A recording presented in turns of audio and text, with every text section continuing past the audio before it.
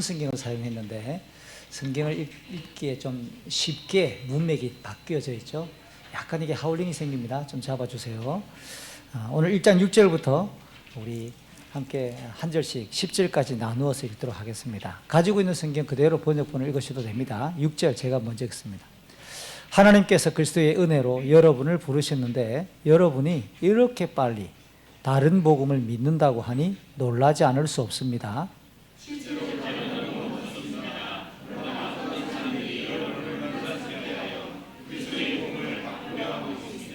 우리는 여러분에게 복음을 전했습니다. 그러므로 우리든지 하늘에서 온 천사든지 우리가 전한 복음이 아닌 다른 것을 전한다면 그는 저주를 받아 마땅합니다.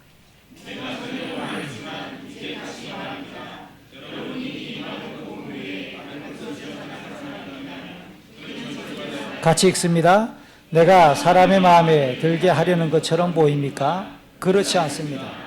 나는 오직 하나님의 마음을 기쁘시게 하려는 것뿐입니다. 내가 사람을 기쁘게 하려고 한다면 나는 그리스도의 종이라고 할 수 없습니다. 아멘. 10월부터 우리 마을이 있는 뒷산을, 청월리 뒷산을 종종 오릅니다. 그러면 괜히 10월부터 마음이 너무너무 기쁘고 10월이라고 하는 날 단어가 기다려지기도 합니다. 그 이유 중에 하나가 이제 본격적으로 10월부터 뒷산을 오르기 시작하면 막 이렇게 꽃들이 피기 시작하는데 일반적으로 우리가 들국화라고 말하는 가을꽃이 피기 때문에 들국화는 그냥 국화과의 여러 종류를 다 부르는 그런 표현이죠.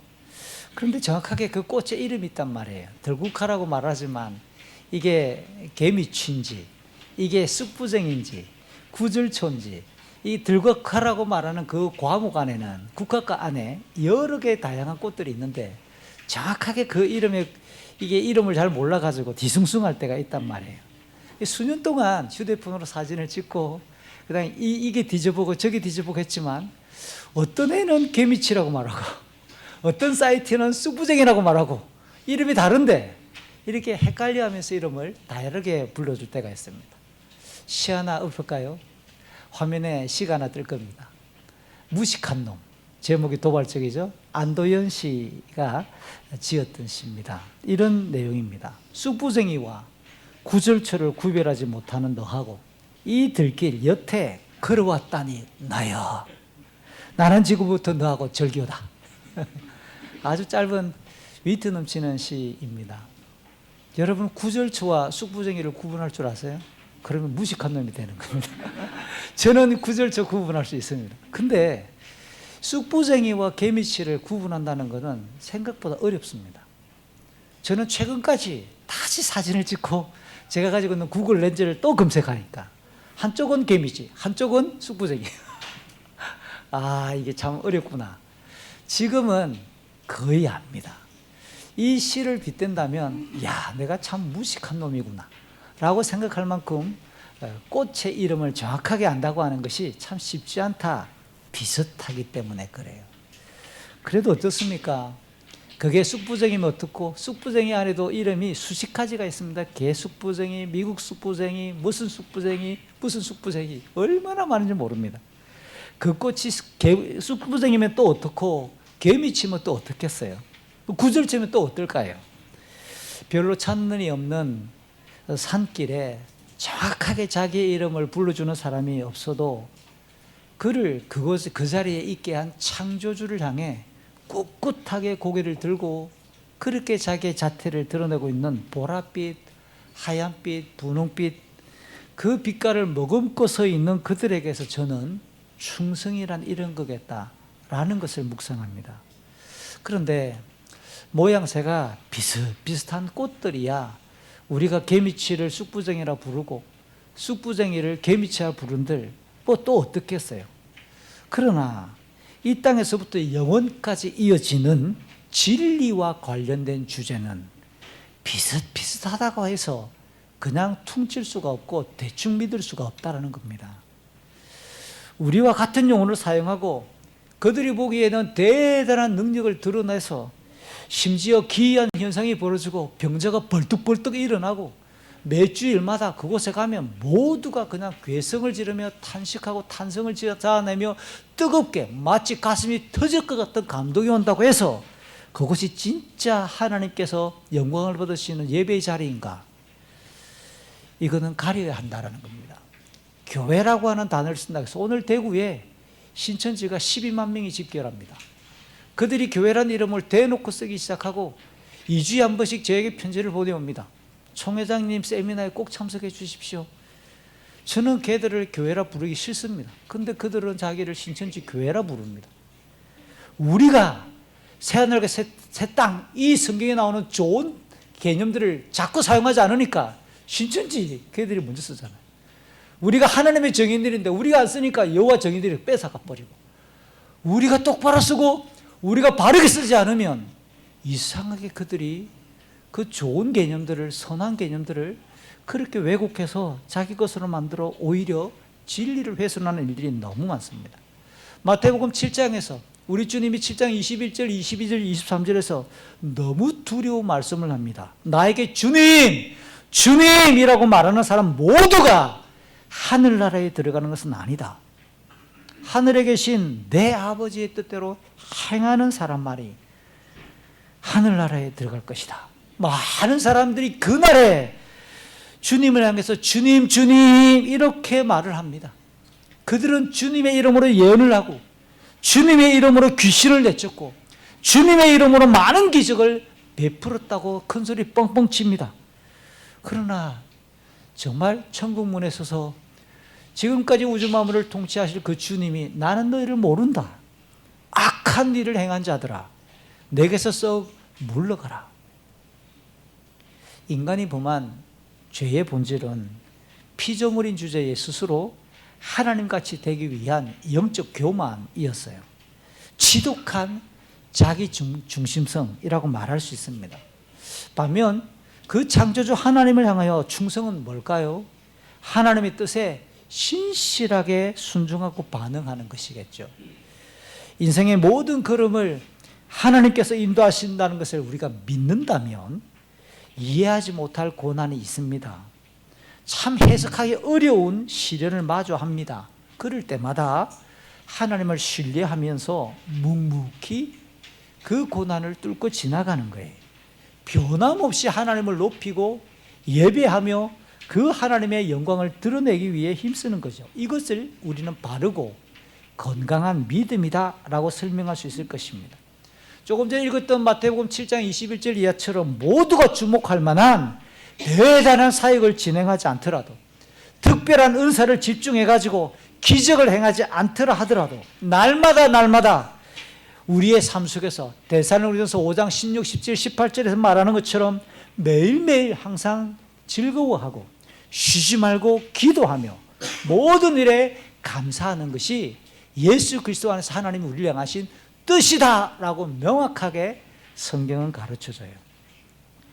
이처럼 바르고 건강한 신앙, 그리고 바르고 건강한 교회는 항상 집중해야 될 것이 하나님의 뜻이라는 겁니다. 그래서 그 뜻 앞에 솟구치는 자기의 감정, 자기의 이성, 자기의 의지, 제일 무서운 게 자기의 감정과 자기의 생각을 하나님의 뜻으로 환원시키는 겁니다. 내 생각이 하나님 뜻과 일치한다라고 하는 생각이 딱 사로잡히면 그걸 어떻게 검증해낼까요? 그리고 게다가 성경 구절까지 암송합니다. 봐, 맞잖아. 그러나 성경을 창세기 1장부터 요한계시록 20절까지 다 외워야죠. 성경 전체에서 가르치는 그 교훈에 적합한가 그 상황이 요걸 해석해야 되죠. 2000년 동안 그런 상황에서 하나님의 말씀이 그게 적합한가에 대해서 따져봐야 되죠. 이런 과정 없이 내 생각, 내 감정, 게다가 양념처럼 성경 구절 몇 개를 외운다 해서 하나님 뜻인가? 조금 전에 외웠잖아요. 마태복음 7장 21절, 22절, 23절. 예수의 이름으로 예언을 하고 예수의 이름으로 귀신을 내쫓고 예수의 이름으로 탁월한 사역을 행한다 하더라도 하나님의 뜻이 아닐 수 있다는 겁니다. 이런 면에서 우리의 삶이 정말 하나님의 뜻에 집중한가 날마다 헤아려 보는 긴장이 우리에게 있어야 될 것이에요. 무엇보다 하나님께서 정하신 우리의 모든 죄를 용서하고 하나님 관계를 회복시키며 또 하나님께 나아가 하나님의 자녀됨을 이루는 이 구원의 길에 대해서는 하나님께서 정하신 뜻, 하나님이 실행하신 방법 외에는 다른 것을 덧붙여서는 안 됩니다. 만약에 하나님께서 정하신 그 구원의 길에 다른 조건이나 다른 방식이나 만약에 다른 것을 가미하기 시작한다면 그건 하나님의 뜻을 거스르는 것이고 여전히 자기의 주장과 자기의 고집을 앞세우는 죄악의 실행일 뿐이에요. 오늘 함께 읽었던 이 본문은 지금도 살펴보게 될 것입니다. 갈라디아 지역의 한 개, 두 개가 아니에요. 여러 교회가 바르고 건강한 신앙과 그리고 그 교회의 핵심이자 절정인 예수 그리스도의 이 구원의 복음, 예수님께서 우리의 죄값을 치르기 위해 대신 십자가에서 죽으셨던 이 대속하심을 믿음으로 말미암아 우리 죄 용서를 받고 하나님 앞에 의롭다라고 판결을 받으며 하나님의 자녀가 되는 이 복음에 다른 요소들을 범벅처럼 그렇게 첨가하기 시작합니다. 다른 교훈들을 구원의 교리에 갖다 붙이기 시작하면서부터 그 내용을 들었던 바울이 경노하는 내용이에요. 이를 통해 우리는 순전하고 바람직한 우리 하나님의 구원을 향하신 그 뜻, 동시에 바르고 건강한 신앙과 교회의 모습을 지속적으로 유지하는 것이 얼마나 중요한가라고 하는 교훈을 본문을 통해서 한 번 더 확인할 수 있을 듯합니다. 지난주에 나누었던 갈라디아서 1장 1절부터 5절 앞부분 이 첫인사의 내용을 간략하게 되살펴보면 바울은 자기의 사도 예수 그리스도와 하나님께로부터 부름받았던 이 사도의 직분을 강조했더랬습니다. 사람에 의해서 사람들의 칭찬이나 사람들의 추천에 의해서 내가 사도가 된 것이 아니다고 강조하므로 지금부터 본격적으로 쓰게 될 갈라디아서 전체 편지의 내용이 이건 곧 하나님의 말씀이다. 하나님께서 우리에게를 가르치시고 교훈하시는 진리라고 하는 사실을 그렇게 강조했고 편지를 받는 갈라디아 지역의 교회들에게는 예수 그리스도 그 피 묻은 복음, 대속의 복음이 우리 인생이 누릴 수 있는 최고의 은혜이며 최고의 평강이며 가장 큰 복이라고 하는 사실을 확인한 뒤에 하나님께 영광이 되는 삶을 교훈했습니다. 사실은 이런 첫인사에서 진짜 예수 믿는 것이 내 인생 최고의 복인가? 하나님 나라를 소망하고 내 인생의 방향이 그 하나님 뜻을 향해서 집중하는 것이 제일 중요한 내 인생의 목적인가? 이 질문에 답을 하셔야 돼요.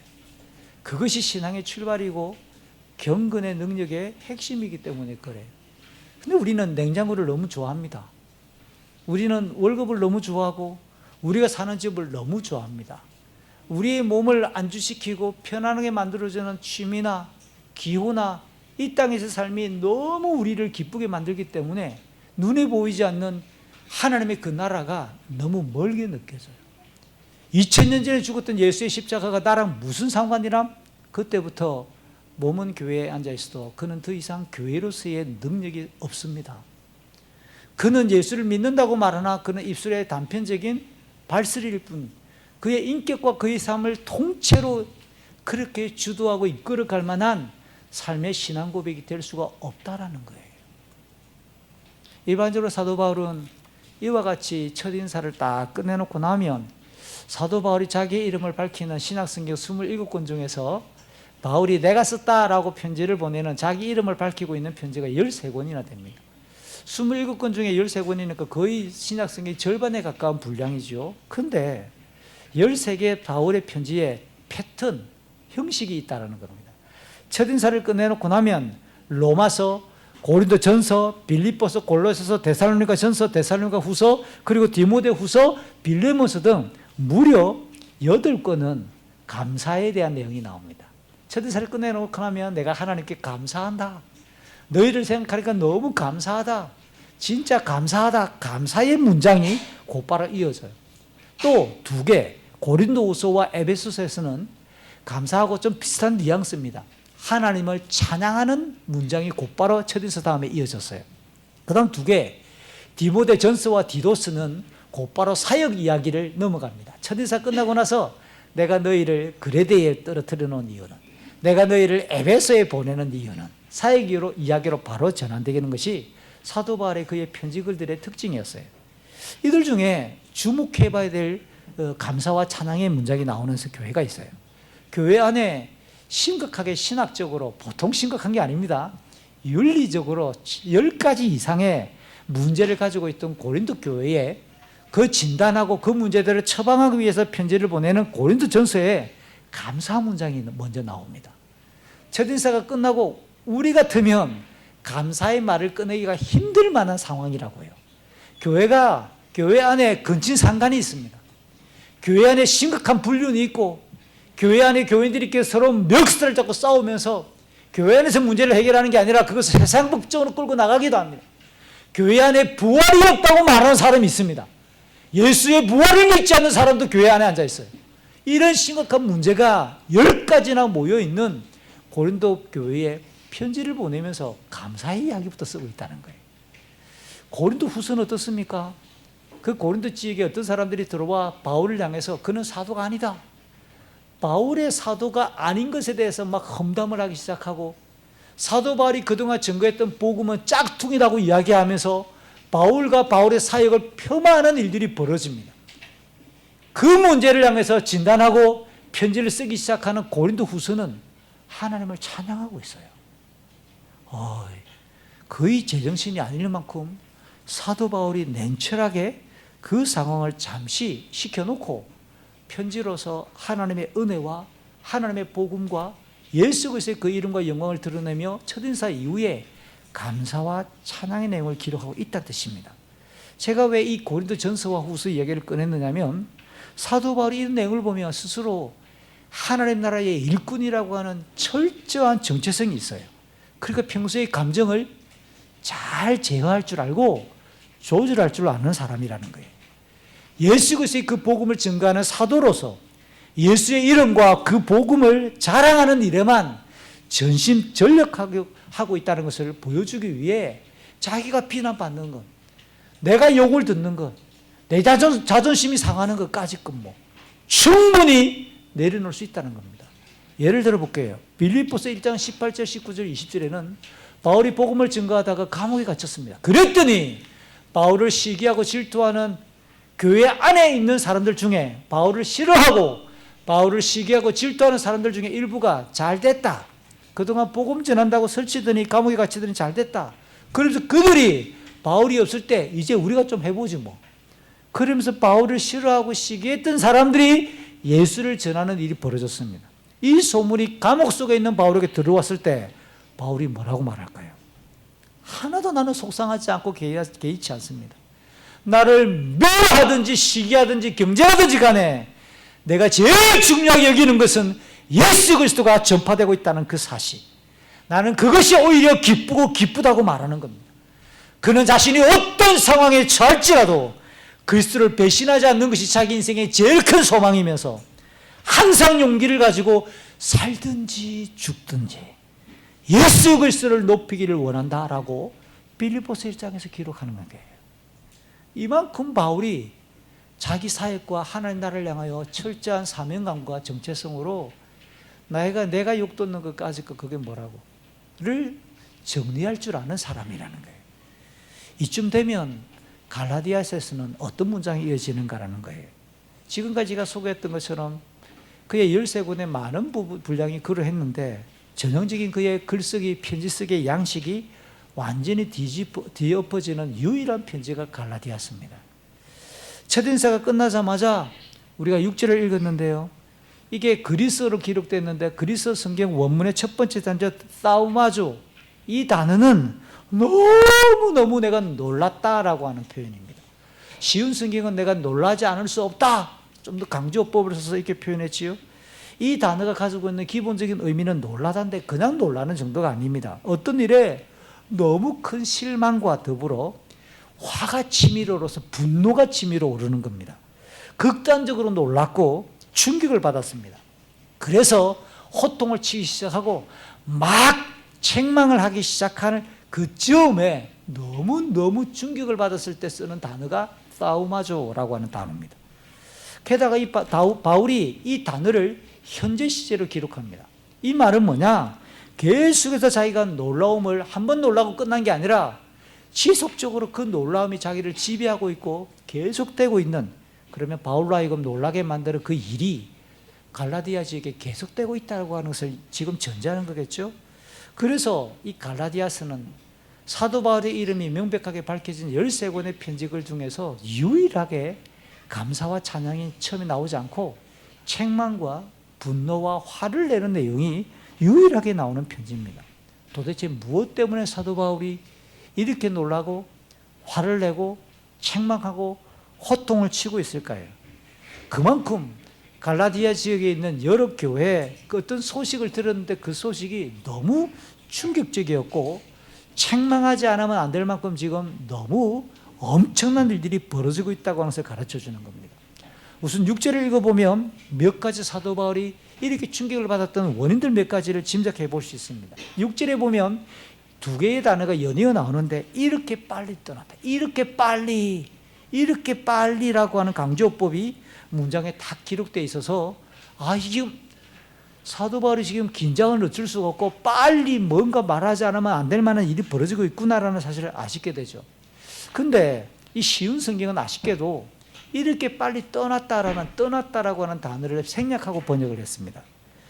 그러나 원문을 보면 떠났다라고 하는 단어가 분명히 기록되어 있는데 이 떠나다라고 하는 단어가 고대 세계에서는 어떤 말이었냐면 탈영병, 군인이 군대에서 무단이탈하는 때 쓰는 단어예요. 정치적으로 반란을 일으켜서 쓰는 단어가 떠났다는 단어입니다.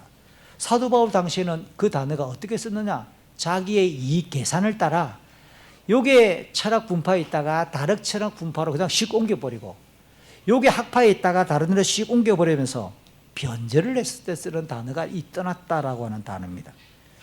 그래서 제가 조금 전에 이야기했던 현재 시제와 더불어 이 떠났다는 말을 붙여보면 지금 갈라디아 지역에 있는 교회가 자기의 어떤 이익을 따라 변절을 하고 있고 지금 계속해서 그것이 한 번 떠난 게 아니라 한두 교회가 떠난 게 아니라 여러 지역에 동시다발적으로 계속해서 찔끔찔끔 떠나고 흔들리고 있다라는 사실을 가르쳐주고 있습니다.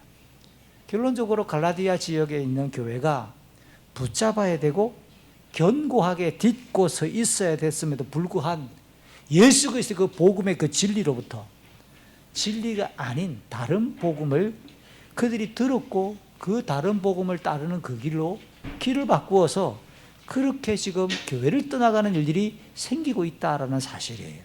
흥미롭게도 사도 바울은 갈라디아의 교회들이 처음 들었다가 지금 떠나고 있는 이 예수 그리스도의 복음 안에서의 구원을 멋진 표현으로 6절에 써요. 하나님께서 예수 그리스도의 그 은혜로 부르신 것이라고 이렇게 표현하죠. 묘사했습니다. 부르신 것. 여러분, 구원을 표현할 수 있는 단어가 많이 있습니다. 나 천국 간다, 나 예수 믿게 되었다, 나 교회 다닌다, 이런 좋은 표현들이 많이 있습니다. 근데 하나님이 나를 부르셨다, 예수 그리스도의 그 은혜 안에서 하나님 나를 부르셨다, 구원을 하나님 나를 불러주셨다라고 이렇게 표현하는 겁니다. 이 표현은 갈라디아서만 나오는 게 아니라 여러 다른 편지에서도 많이 나옵니다. 대표적으로 로마서 1장 6절 7절이나 로마서 11장 29절이나 고린도전서 1장 26절에도 하나님의 구원을 하나님의 부르심이라고 표현합니다.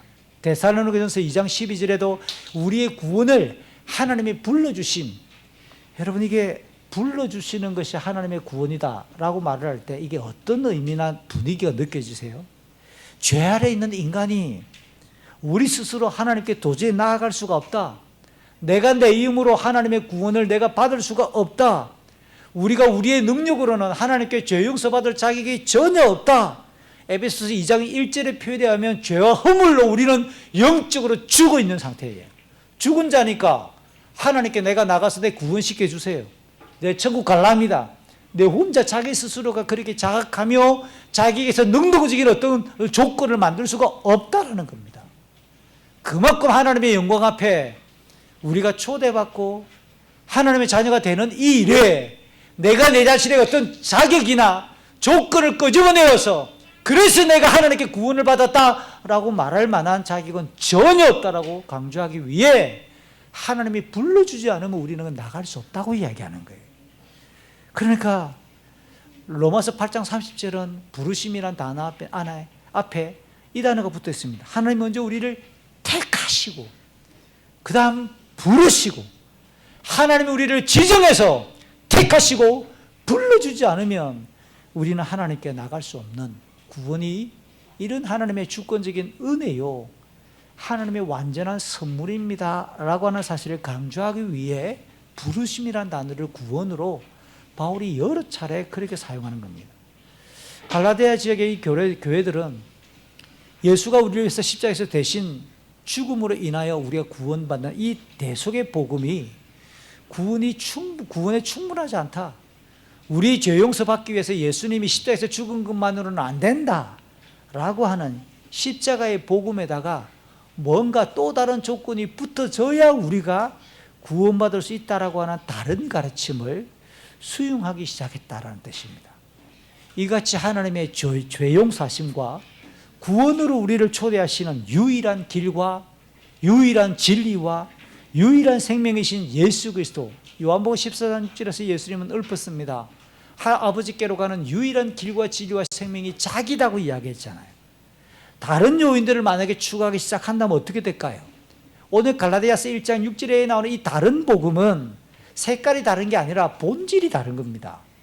이 다른 복음, 예수 외에, 예수 십자가 외에 또 다른 구원의 조건이 필요하다고 가르치는 이 다른 복음은 초대교회의 사도들이 전한 교훈과는 전면으로 배치가 일어나는 틀린 복음이고 거짓된 복음일 수밖에 없는 거죠. 사도 베드로가 사도행전 4장 12절에서 이렇게 외칩니다. 예수님 외에는 다른 어떤 이에게서도 구원을 받을 수가 없습니다. 하나님께서는 온 세상에 우리가 구원받을 만한 다른 이름을 주신 것이 전혀 없다고 그렇게 항변하잖아요. 그런 까닭에 사도행전 13장 14절 이후 사도 바울이 바나바와 함께 갈라디아 지역을 복음을 전했던 내용을 찬찬히 읽어보면 사도 바울은 갈라디아 지역에서 복음을 전할 때 편하게 전한 게 아닙니다. 그 지역에 있던 유대인들로부터 심각한 박해를 받았습니다. 그가 고린도후서의 내용을 먼저 언급해 보면 복음을 전하다가 수많은 박해를 받고 괴로움을 당하는데 한 번 돌에 맞았다라고 말하는데 그 돌 맞는 내용이 사도행전 13장과 14장에 나옵니다. 그 돌 맞는 게 그냥 야구공만한 돌이 날라와서 팔뚝에 그냥 맞았더라, 아파가지고 막 며칠 동안 붕대 감고 있었다, 이 정도 맞는 게 아니에요. 유대인들이 때를 지어 와가지고 복음을 전하는 바울을 향해서 죽으라고 집단적으로 돌을 던져서 쓰러진 거예요. 죽이려고 돌을 던졌던 그 사람들이 보니까 죽었다고 판단을 했습니다. 쓰러진 바울을 질질 끌고 성 밖으로 나가 던져버렸습니다. 성 밖으로 던졌을 때 어디 던졌겠어요? 호텔 앞에 던졌겠습니까? 병원 앞에 던졌겠습니까? 쓰레기장에 던졌겠습니까? 오물장에 버렸겠습니까? 뻔하잖아요. 그러니까 바울이 사도행전 13장과 14장에서 돌에 맞아 쓰러진 거는 성인이었던 바울이 얼마만한 돌을 몇 개나 맞아야 이렇게 적들이 생각할 때 죽었다고 판단할 만큼 쓰러져야 되나요? 어디를 맞아야 이렇게 판단될 만큼 맞았을까요? 돌이 날아왔는데 엉덩이에 맞고 가슴에 맞고 배에 맞고 이 정도 맞아가지고 적들이 죽었다고 판단할 만큼 그렇게 쓰러지진 않았을걸요? 얼굴에도 날아왔을걸요? 코에도 이마에도 눈에도 광대뼈에도 가슴팍에도 어떤 일은 흥분해가지고 막 두 손 들어가지고 수백만원 도로를 찍었을걸요? 온몸에 그렇게 적들이, 원수들이 죽으라고 던졌던 돌에 맞아 쓰러진 바울이에요. 이렇게 고통하며 쓰러지면서, 근데 놀랍게도 그가 어쩌면 죽었다고 판단될 만한 그 상황에서 죽지 않고 하나님께서 은혜와 섭리 가운데 다시 일어납니다.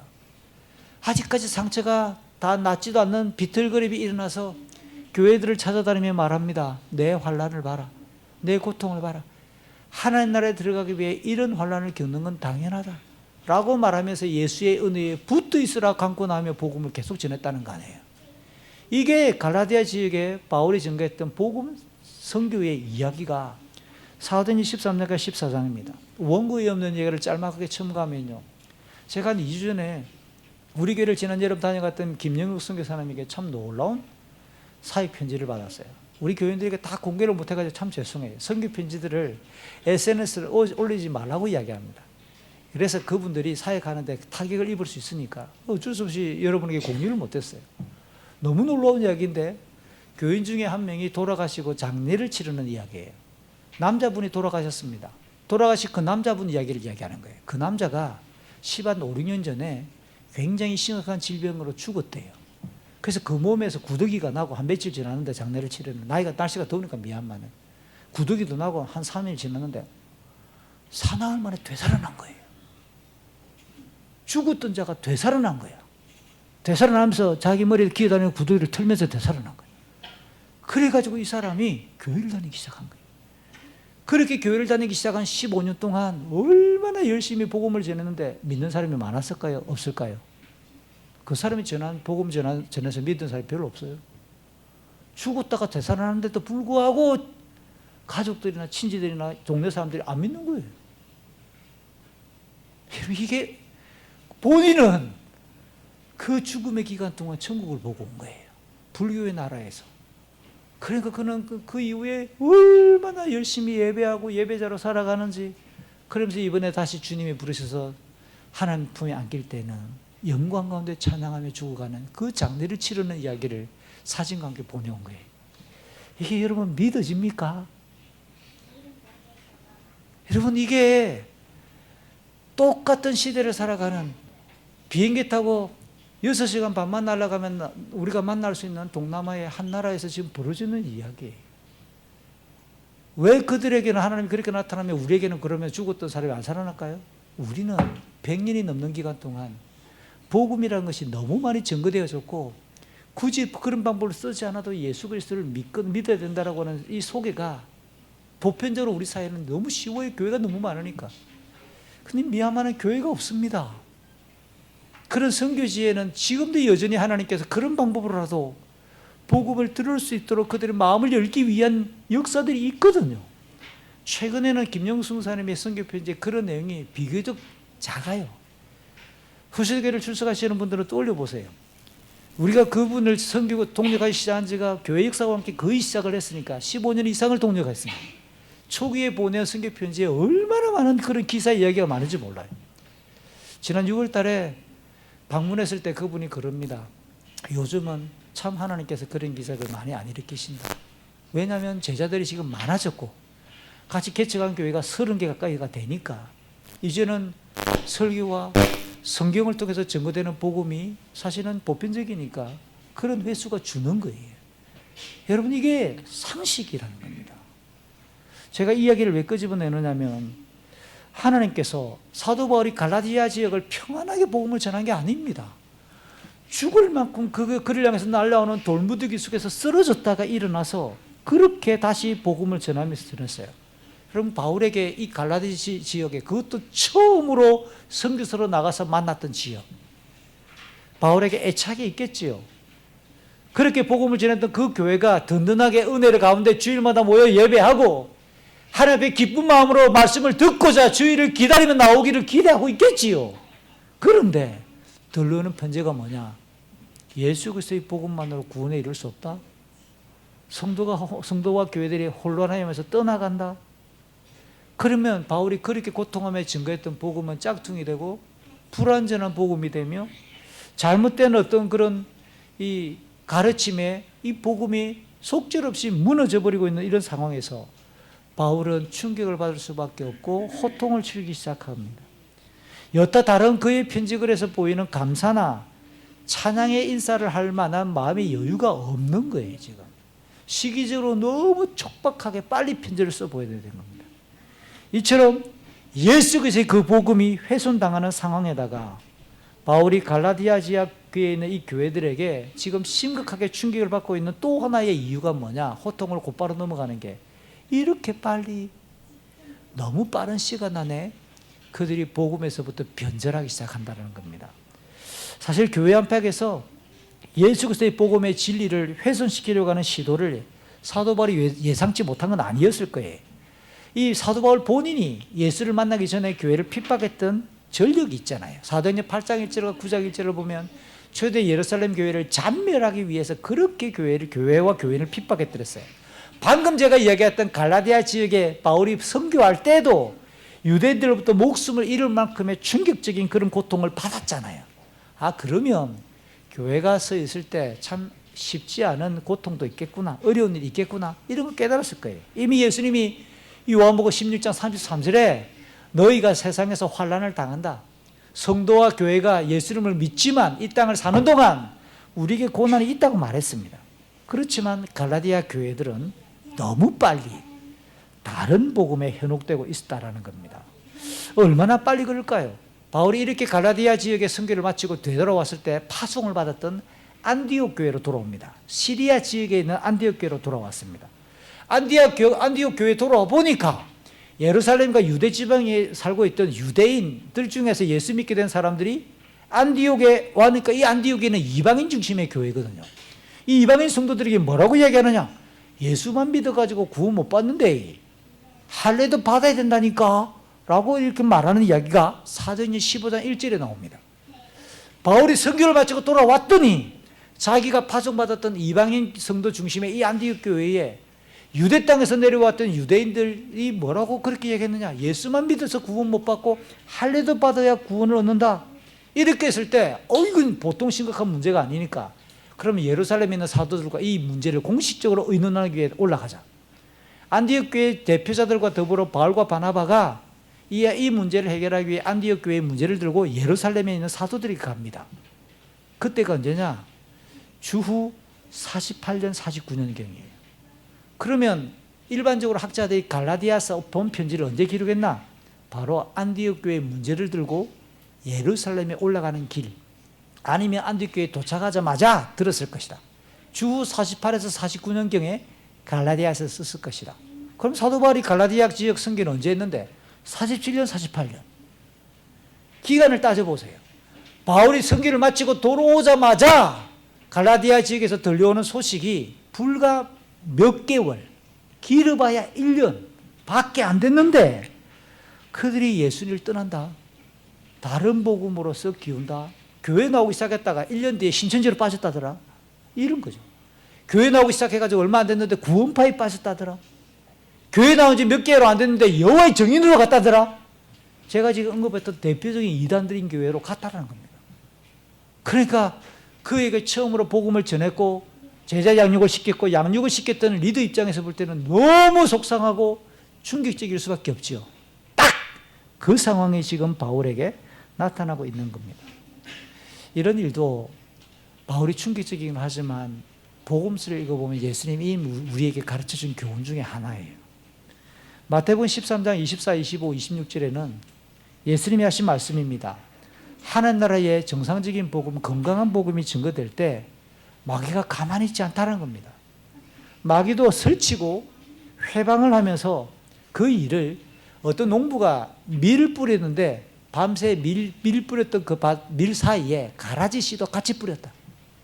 그러니까 사탄도 복음이 증거될 때 똑같이 사역하고 거의 비슷하게 사역해서 놀랍게도 복음이 증거될 때 예수를 믿어 구원받는 이도 있지만 그들 중에 잘못 믿게 돼서 이탈하거나 전혀 교회를 핍박하는 자들도 생기기 마련이다 라고 하는 내용을 주님이 이렇게 가르쳤습니다.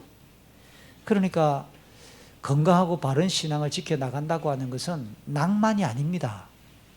치열할 수밖에 없습니다. 에베소서 6장 10절 이하를 보면 그래서 예수 믿고 살아가는 신앙의 삶을 영적 전쟁으로 비유합니다. 날마다 폭탄이 터지고 날마다 팔이 잘려나갈 만큼 치열하게 싸워야 될, 한순간도 긴장을 놓을 수가 없는 영적인 싸움의 현실이 우리 기독교 신앙과 교회가 항상 영적인 긴장을 놓지 않아야 될 싸움이라는 겁니다. 그래서 바울은 에베소서 6장 10절에서 은혜 안에서 강하라 라고 하는 말을 먼저 끄집어냅니다. 어떻게 하나님의 은혜가 우리에게 임하고 어떻게 우리가 우리의 믿음이 자라가서 강해질 수 있을까요? 흔들리지 아니하고 강해지는 방법이 뭘까요? 이어지는 에베소서 6장 하나님의 전신갑주, 복음으로, 그리스도의 복음으로 하나님의 전신갑주를 취하라. 제가 읽어보니까 하나하나 다 분석하지만 짝 자르면 그 세 가지입니다. 예수의 복음, 예수의 복음을 견고하게 확실하게 믿으라. 두 번째, 하나님의 말씀에 칼을 가져라. 그리고 수시로 기도하라. 복음에 대한 견고한 믿음이 흔들리지 않는 거예요. 예수의 복음 말고 다른 것들을 가르칠 때 no, 아니라고 이야기해야 돼요. 색다른 가르침을 막 전파하기 시작할 때 아니, 나 우리 교회가 좋아. 난 내가 지금까지 들었던 말씀이 최고야. 그럼 와야 되는 거예요. 그 다음 그걸 분별하기 위해서 우리는 날마다 말씀을 읽고 그 말씀의 본뜻이 무엇인지를 묵상하는 훈련을 시작해야 돼요. 그리고 기도해야 돼요. 아마 2024년도에는 제가 여러분과 함께 더불어 계속해서 실행적으로, 실천적으로 이런 말씀이나 기도 얘기를 계속할 거예요. 저도 내리는 진단입니다. 너무 기도 안 한다. 기도란 말은 하지만 실제로 기도 안 한다. 너무 기도 안 한다. 기도해야 될 상황이 눈에 보이는데 기도 안 하고 있다. 이건 심각한 겁니다. 그럼 우리도 똑같이 갈라디아 지역의 사람들처럼 어떤 상황일 때 허둥지둥 할 수밖에 없을 겁니다. 그래서 오늘 본문 7절은 바울이 갈라디아 지역의 여러 교회들에게 정신을 차리도록 주의를 환기시킵니다. 7절의 말이 실제로 다른 복음은 없습니다. 이게 다른 복음은 없습니다. 많은 갈라디아서를 평가할 수 있는 구호나 표가 있겠지만 다른 복음은 없습니다. 이게 갈라디아서에서 나오는 강한 문장이 아닐 수가 없는 거죠. 그러면서 갈라디아 지역 안에 어떤 사람들이 한 사람이 들어온 게 아니고요. 이것도 신기해요. 사탄도 공동체를 이루어가지고 성도와 교회를 흔들어대기 시작해요. 어떤 사람들이 성도들을 혼란스럽게 했다라고 이야기합니다. 그래서 그리스도의 복음을 바꾸려 한다라고 바울이 진단을 하고 지적을 하는 겁니다. 여기 역시 혼란스럽게 한다라고 하는 말은 감나무에 감떨듯이 마구 나무를 흔들어대는 것처럼 흔들어대고 요란스럽게 한다는 말이고, 이 혼란스럽게 한다는 말도 바꾸려 한다는 말도 전부 현재형입니다. 그러니까 이들이 편지를 쓰고 있는, 사도 바울이 편지를 쓰고 있는 이때도 계속해서 교회들이 영적인 공격을 받고 있고, 성도와 교회가 야 진짜 바울이 전했던 그 복음 그거 그대로 믿어도 되나 헷갈리기 시작한다는 겁니다. 흔들어대니까 이런 상태가 지속되고 있는 상황이에요. 분명히 바울은 이방인 선교 지역으로부터 들려온 이런 충격적이고 안타까운 소식, 예수의 복음에서 이탈하도록 잘못된 가르침이 성행하고 있다는 이 정보, 그것도 한두 교회가 아니라 갈라디아 지역에 퍼져 있는 여러 교회가 동시다발적으로 영향을 받을 만큼 여러 잘못된 사람들이 그렇게 가르치는 거짓된 복음, 이 거짓되고 틀린 복음이 갈라디아 지역을 대대적으로 뒤덮고 있는 영적 현실에 주저하거나 머뭇거릴 수가 없는 거예요.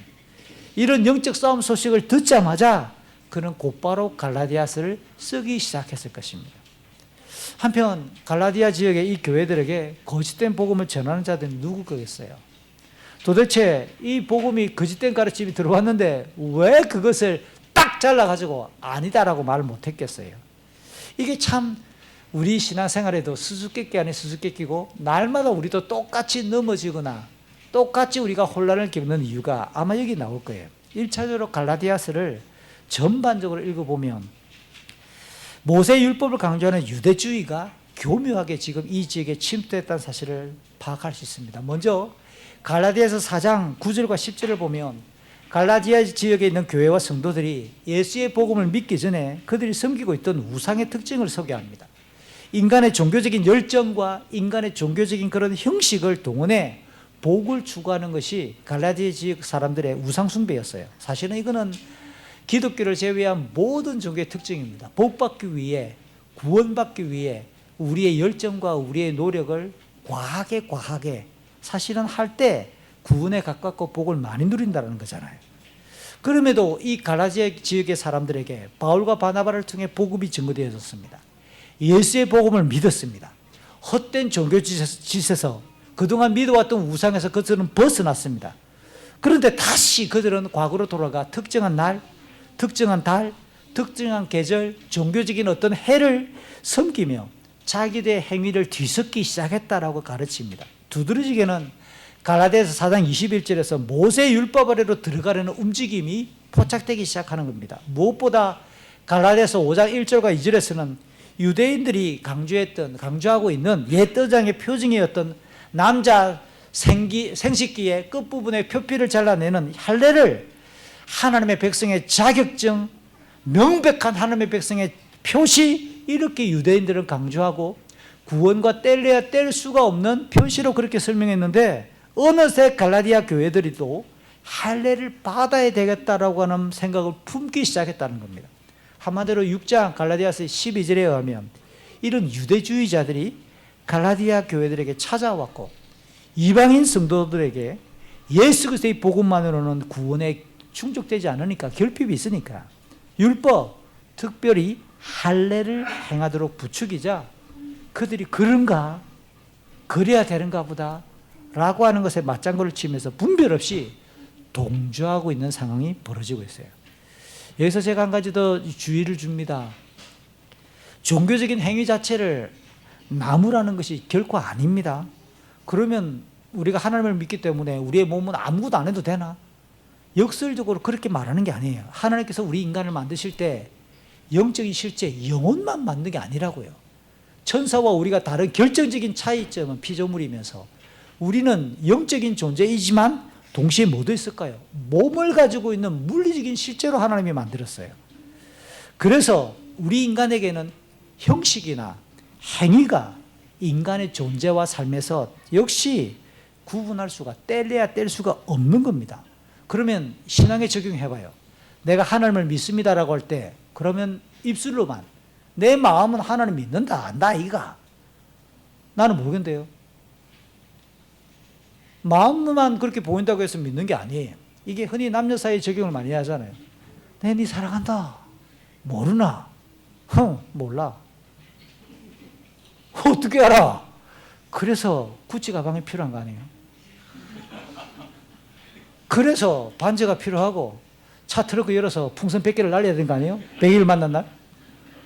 눈으로 보이게 확인해 줘야 되는 거 아니에요? 그렇게 해야 된다고 이야기를 하는 겁니다.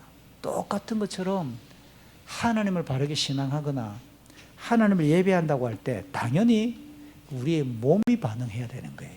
로마서 12장 1절은 정직하게 말합니다. 우리의 몸이 반응하지 않는데, 내 삶이 반응하지 않는데, 내 물질이 투입되지 않는데, 내 시간이 들어지지 않는데 하나님을 사랑한다? 거짓입니다. 그거는 자기 혼자 속는 거예요. 몸과 마음이 함께 동반될 때 그게 참된 신앙이고 교회 생활이며 경건한 삶이라고 말할 수밖에 없죠. 중요한 것은 우리의 몸과 우리의 마음이 함께 동반되어야 되지만 구원의 조건이 되어서는 안 된다는 겁니다. 만약에 구원을 받기 위해서 내가 헌금해야 된다, 그러면 하지 마십시오. 그런 구원 하나님께서 원하지 않는다는 겁니다. 인간의 행위와 공로가 가미되어서 예수 그리스도의 그 대속이 불완전한 의가 되고 하나님께서 주도하시는 구원이 아니라 나도 뭔가를 했기 때문에 구원을 받는다라고 생각한다면 이거는 구원을 깎아내리고 왜곡시키기 때문에 그래요. 우리가 우리의 몸이 반응해야 된다고 말을 할 때는 하나님이 우리를 먼저 구원하셨기 때문에 자연스럽게 그 은혜에 대한 감격과 하나님에 대한 반응으로 우리의 몸이 따라오는 감동에 의해서 나타나야 될 놀라운 하나님 앞에 드려야 될 우리의 몸의 자세예요. 여러분, 십계명이 구원의 조건을 준 게 아니잖아요. 그들이 이미 출애굽했고 홍해를 건넜어요. 그런 상태에서 하나님은 백성으로서 살아야 될 삶의 지침으로 안내주는 거라고요. 율법은 지켜야만 하나님 앞에 의롭고 구원의 조건이라기보다 하나님의 백성으로서 그 삶을 유지할 수 있는 의의 조건인 거죠. 그리고 우리의 은혜를 위한 강화시켜주는 수단인 겁니다. 여기에 유대주의, 율법주의라고 말을 할 때는 인간의 구체적인 행위를 구원의 조건으로 등극시켜서 예수님의 십자가만으로 구원받을 수 없으니까 이것을 해야 구원받는다고 말을 할 때 그게 문제가 된다는 거예요. 할례를 받지 않으면 구원받을 수가 없다. 사도행전 15장 1절, 유대 땅에서 내려왔던 유대인 성도들이 안디옥 교회에 혼란스럽게 만들었던 주장이에요. 예수의 십자가는 불완전하다. 이 이야기가 똑같이 갈라디아 지역에도 그렇게 퍼져갔으니까 어쩌면 안디옥 교회를 혼란시켰던 이 사람들이 계속 걸어가지고 걸어서 가가지고 갈라디아 지역에 있는 교회들에게도 똑같이 그들이 이르러서 말을 했겠다. 학자들 중에는 이렇게 추론하는 사람들도 제법 많습니다. 어쨌든 이런 사람들에 의해 지금 교회가 혼란을 겪는 겁니다. 어쩌면 갈라디아 지역에 있는 교회가 왜 이렇게 빨리 넘어갔을까라고 말했을 때 그 지역의 교회를 선동했던 이 유대주의자들은 스스로 예수님을 믿는다고 말했을 가능성이 큽니다. 우리도 예수 믿어. 나도 교회를 다녀. 봐. 나도 주일 이 교회 왔잖아. 봐. 근데 나는 유대인이야. 라고 말하면서 조금 사도행전에서 그렇게 이방인 성도들이 주축이었던 안디옥 교회에 예루살렘과 유대 지방에서 내려와가지고 혼란스럽게 만들었던 그들처럼 예수 그리스도를 믿는 거 나도 믿어. 근데 그것만으로 충분하지 않다니까 라고 말을 할 때 어떤 근거를 들었을까요? 하나님, 여러분, 하나님은 과거로 갔을 때 아브라함과 이삭과 야곱에게부터 하나님이라고 그들은 칭송받았어. 하나님이 아브라함과 이삭과 야곱으로부터 먼저 불렀다니까. 근데 아브라함의 후손이고 하나님의 백성이 되기 위한 눈에 보이는 표시가 뭘게? 남자들은 할례를 받아야 된다니까. 하나님의 참된 눈에 보이는 표시, 그게 할례라니까. 지금 아브라함부터 지금까지 몇 년이 지나왔는데, 모세 시대부터 지금까지 몇 년인데, 아브라함부터 2000년, 모세 시대부터 1400년 동안 우리는 항상 하나님의 백성이 되기 위한 조건과 자격으로 할례를 받아왔다니까. 갑자기 그런 얘기를 들으면 이방인 성도들은 예수를 믿어야 된다라고 하는 말과 더불어 오랜 시간적인 전통, 구약 성경의 맥락들, 전 세계에 퍼져 있는 모든 유대인들이 똑같이 그렇게 한다라고 하는 이런 말을 들을 때에 그들도 혼란스러울 수밖에 없을 겁니다. 그러니까 지금 갈라디아 지역에 퍼져 있는 잘못된 복음은 예수 복음 플러스 할례와 율법이 뒤섞인 혼합주의 신앙이에요. 물론 이런 내용이 초대교회의 교회를 어지럽혔던 대표적인 이단 중에 하나입니다.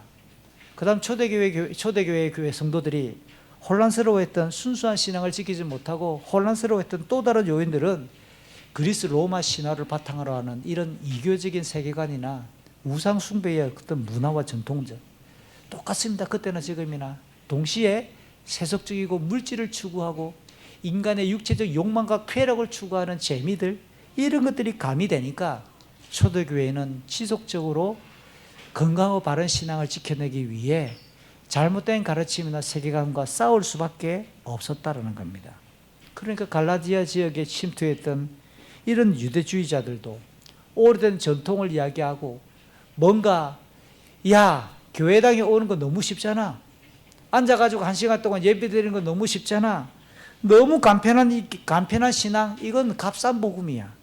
그게 아니라 몸에 할례를 받아서 오래전부터 우리가 전통처럼 지키는 하나님의 백성들의 이 표시를 너희들도 지키고 너희들의 노력과 열정을 좀 더 뜨겁게 보여봐 라고 하는 것을 구원의 조건으로 달기 시작하면서 갈라디아 사람들은 맞아, 좀 그렇게 해야 내가 구원받는 것 같은 느낌이 좀 올 것 같으니까 이유를 그들에게서 찾기 시작할 때 그 빠른 시간 안에 속이 타고 넘어갔을 가능성이 있습니다. 그렇지만 제가 지난주에도 확인하고 말씀드렸던 것처럼 율법은 하나님의 의를 담은 규례가 맞습니다. 그럼에도 불구하고 우리 인간은 전적으로 부패하고 완전히 타락했기 때문에 인간은 하나님의 명령을 온전히 지킬 만한 능력도 안 되고 수준이 안 되는 거예요. 율법을 처음 받아서 이스라엘 백성들에게 처음으로 가르치고 소개했던 모세도 신명기 30장 1절부터 6절에서 놀라운 선언을 합니다. 이스라엘 사람들이 모세에게 들었던 이 율법을 가지고 가나안 땅에 들어가 오래 지나지 않아 그들이 율법을 거역할 것을 예언합니다. 그리고 그 율법에 기록한 저주대로 그들은 이방 나라의 전쟁에서 지고 포로로 끌려갈 것이며 그때 정신 차리게 될 때 하나님께서 주권적으로 그들을 돌이키게 하실 것이며 하나님을 바르게 섬기고 하나님을 사랑하는 마음을 새롭게 주셔서 새로운 구원의 길을 하나님이 마련해 주실 것을 그렇게 신명기 30장에서 가르칩니다. 이 구원의 새로운 길, 율법을 지켜서 새로워지고 하나님의 백성이 되는 것이 아니라 하나님께서 새로운 마음을 주실 이 새로운 구원의 길을 이사야는 이사야 53장에서 우리 인간을 대신해서 구원자가 오셔서 대신 죽을 것을 예언했잖아요. 예레미야는 그 새로운 구원의 길을 새 언약이라고 불렀고 에스겔은 에스겔 36장 26절 이하에서 하나님의 성령이 우리에게 임하여 새로운 마음을 갖게 되고 하나님의 백성이 될 것을 그렇게 예언했습니다. 이런 구약 성경의 율법부터 시작해서 선지서까지 총체적으로 구약 성경 전체가 우리에게 가르쳐 주는 것처럼 예수 그리스도께서 십자가를 통하여 완전히 이 모든 대속의 복음을 완전히 성취하십니다. 그러니까 그리스도의 복음은 절대로 값싼 게 아니에요. 하늘 보좌를 비우고 사람의 모양으로 이 땅에 오신 성자 예수 그리스도께서 십자가에서 죽으신 희생을 치렀습니다. 성부 하나님께서 구원하시기로 작정한 자들에게 성령께서 찾아가시고 그에게 믿음을 일으키시는 거룩한 역사의 결과로 그렇게 믿음이 생긴단 말이에요. 그러니까 삼위 하나님의 신비롭고도 놀라운 역사 속에서 싹트는 믿음이기 때문에 또 다른 인간적인 무언가를 덧붙인다는 것은 삼위 하나님께 심각한 모욕이 아닐 수가 없고 하나님의 영광을 더럽히는 죄악이 아닐 수가 없는 겁니다. 그러니까 오늘 후반부 8절과 9절에서 사도 바울은 그리스도의 복음을 왜곡시키는 거짓되고 틀린 다른 복음을 만약에 전한다면 마땅히 저주받아야 한다라고 두 번이나 8절에 한 번, 9절에 한 번 저주가 임할 것이라 말합니다. 이 저주라고 하는 말은 구약 성경에서 보면 하나님의 것을 함부로 도둑질하거나 하나님께 피해를 입혔을 때 하나님이 직접 내리시는 심판을 뜻하는 단어입니다. 굳이 8절에도 한 번, 9절에도 한 번, 두 번이나 이 저주란 단어를 사용한 것은 유대주의자들이 하나님을 바르게 섬기는 길인 할례를 받지 않으면 율법이 규정한 음식법을 지켜야 되고 특정한 종교의 날을 준수하지 않으면 하나님께서 우리에게 저주하시고 심판을 내릴 거야 라고 하는 구약 성경을 인용하면서 갈라디아 지역을 선동했을 거예요. 그렇기 때문에 바로 바울은 이전에 처음 갈라디아 지역에서 선교할 때처럼 아니면 오늘 본문 앞부분에서 이야기했던 것처럼 예수의 복음이 하나님께서 지정하신 유일한 새로운 구원의 길이다 라고 하는 사실을 강조하기 위해 역설적으로 그들이 잘못 사용했던 저주란 말을 빌어 하나님의 심판이 틀린 복음을 전하거나 믿는 자에게 임한다고 가르쳤겠지요. 동시에 그들에게 증거했던 그리스도의 복음 외에 또 다른 구원의 조건을 가미한 가르침을 전한다면 그가 누구든지 만약에 바울 자신이 잘못 가르쳤다면 하늘에서 온 천사랄지라도 그들은 반드시 하나님께 심판을 받을 것이다 라고 말하므로 정말 지금도 그들에게 빨리 돌아서기를 교정되고 그리스도의 순전한 복음으로 되돌아오기를 촉구하기 위해 이런 말을 썼을 것입니다. 다시 한 번 더 주의를 기울여야 될 점은 사도 바울이 성도와 교회에게 하나님의 저주와 심판을 언급했다고 해가지고 왜 이렇게 사랑이 없냐, 인정머리라고는 하나도 없다 라고 판단한다면 섣부를 뿐 아니라 사랑을 잘못 이해하는 거예요. 목회를 하면서 이런 말 자주 듣습니다. 당신은 목사님은 사랑이 너무 없어요. 이렇게 힘든 성도에게 또 맨날 설교하는 게 말씀과 기도만 이야기하고 구체적이지 않아요. 저의 한계이기 때문에 그렇습니다. 아무리 넓혀보려고 해도 쉽게 늘어나지 않는 겁니다. 여러분, 교회가 어떠해야 사랑이 있습니까? 요구한다고 해서 다 들어주는 게 사랑입니까? 고린도전서 13장은 그렇게 말하지 않습니다. 13장 6절 사랑을 이야기할 때 사랑은 불의를 기뻐한다고 말해요. 이게 의인가 불의인가, 전체의 덕이 되는가 소수의 고집인가, 이걸 구분하는 것을 사랑이라고 말하지 않는다면 교회는 유지될 수 없는 거예요. 무엇보다 진리와 함께 기뻐하는 것이 사랑이라고 가르쳐요. 교회의 질서와 권위를 존중하는 것이 일반적으로 덕이고 예수님의 주권을 존중하는 덕스러움입니다. 그런데 개인과 소수가 자기의 기호나 자기의 경험이나 자기의 생각이나 관점을 내세워서 고집할 때 그거는 무례한 거죠. 역시 고린도전서 13장 5절은 사랑은 무례히 행동하지 않는 거라 이야기합니다. 자기의 유익을 구하지 않는 것이고 쉽게 성내지 않는 것이 사랑이라고 가르쳐요. 지금 바울은 복음의 진리에 기초한 뜨거운 사랑으로 선악을 분별하라고 지금 촉구하는 것이지 사랑이 없는 모습이 아니란 사실이에요. 이제 바로 마지막 10절에서 기독교 신앙과 교회가 궁극적으로 어디에 기준을 두어야 될 것인지를 가르칩니다. 바울 스스로는 사람의 마음에 들게 하려는 것이 아니고 하나님을 기쁘시게 하려 한다라고 명백하게 고백을 하는데 이것도 그리스 원문 성경 읽어보면 기쁘게 한다, 들게 한다라는 단어가 설득한다라고 하는 단어로 기록됐어요. 참 재미있는 표현인데 사도 바울이 이렇게 말하는 겁니다. 내가 하나님을 설득하랴, 사람을 설득하랴. 이게 무슨 말일까요? 왜 설득이라는 말이 여기 나왔을까요? 여러분, 우리가 성령께서 최종적으로 믿음을 일으킬 때 예수를 믿는 믿음이 생기는 게 성경이 가르치는 사실입니다. 그럼에도 불구하고 우리는 성령이 누구에게 믿음을 주시는지 우리는 몰라요. 그러니까 하나님이 택정한 자가 누구인지 우리는 모릅니다. 그래서 복음을 전할 때는 만나는 사람 모두에게 최선을 다해서 우리 모두는 죄인입니다, 죄라고 하는 사실과 예수 그리스도가 우리를 위해서 십자가에서 죽었습니다라고 하는 대속에 대하여 객관적인 사실을 열심히 설명하고 할 수 있거든 그들이 회개하고 예수를 믿도록 설득하는 과정이 필요하잖아요. 이는 우리가 믿음이 없어서가 아니라 성령이 주시는 믿음 때문에 우리는 믿게 되었습니다라는 말을 인정하지 않는 게 아니라 누가 성령이 역사하고 누가 예정되었는지를 모르기 때문에 우리는 만나는 모든 사람들에게 열정적으로 복음을 전하고 설득하는 거예요.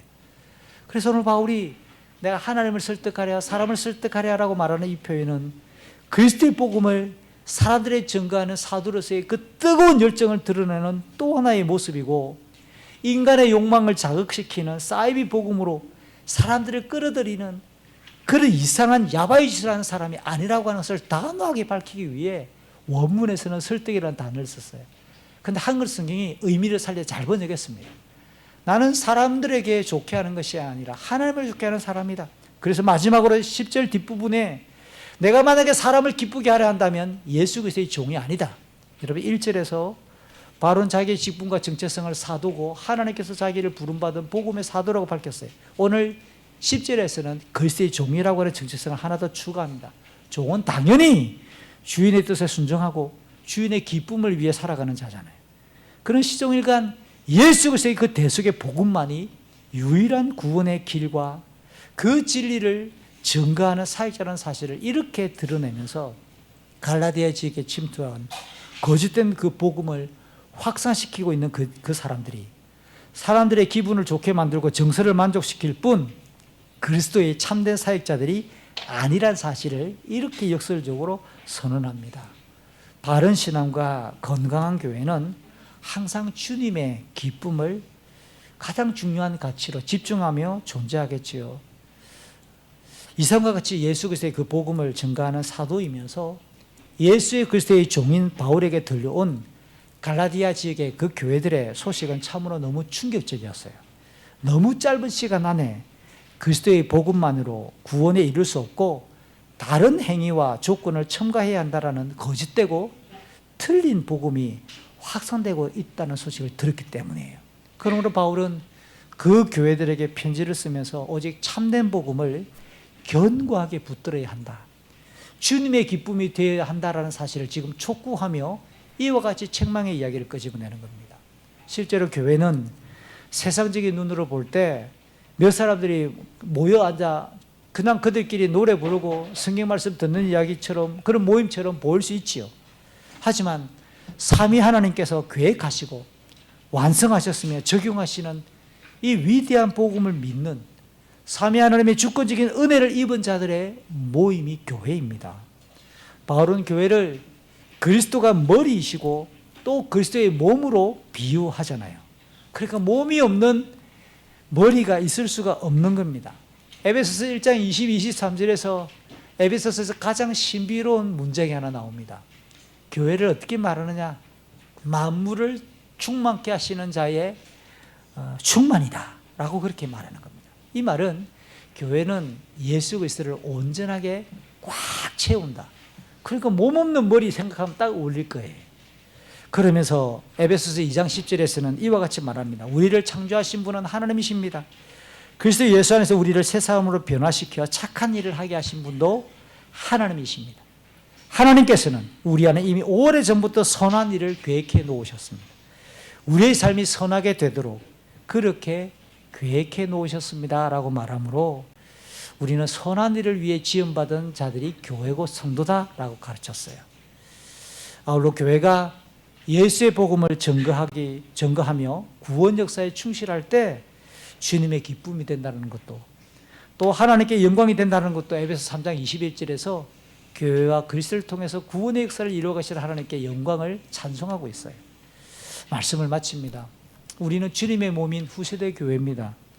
그러니까 우리는 주님의 기쁨이 되어야 되고 하나님께 영원히 영광을 올려드릴 수 있도록 그렇게 집중해야 될 것입니다. 그러기 위해서 그리스도의 복음을 다시 묻습니다. 나는 순전하게 믿고 있는가? 아니면 이 복음에다가 또 다른 여러 인간적인 그런 여러 첨가제를 붙여가지고 그렇게 믿고 있지는 않는가? 개인의 명예와 욕망을 내세우거나 개인의 주장을 고집하는 것은 사실은 구원을 위해서나 교회 생활에 덕스럽지 않습니다. 아울러 선한 질서와 권위를 존중하며 복음을 전가하는 이런 선한 사역에 충실할 때 그런 성도와 교회가 집중해야 될 주님의 기쁨이 되는 모습이지요. 사랑하는 후세대교회 성도 여러분, 후세대교회가 20년째를 맞았습니다. 이제 21년째를 준비할 것인데 우리를 얼마나 뜨겁고 순전하게 그리스도의 복음을 사랑하고 전가하고 있는지를 되돌아볼 수 있었으면 참 좋겠습니다.